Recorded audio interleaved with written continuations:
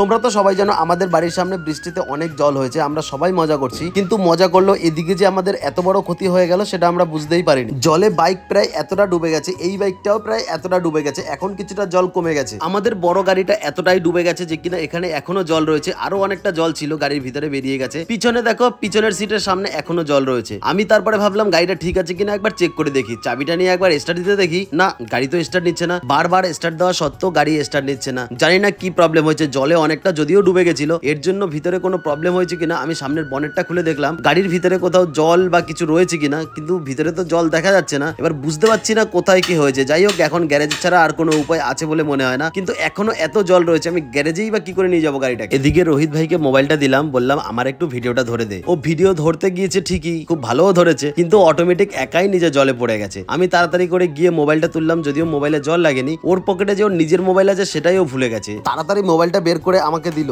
আদৌ মোবাইলটা ঠিক থাকবে কি খারাপ হয়ে যাবে তাও জানি না। তো টাটা বাই বাই, দেখা হচ্ছে নেক্সট ভিডিওতে। অবশ্যই কমেন্ট করে যাবে ভিডিওটা কেমন লাগলো তোমাদের।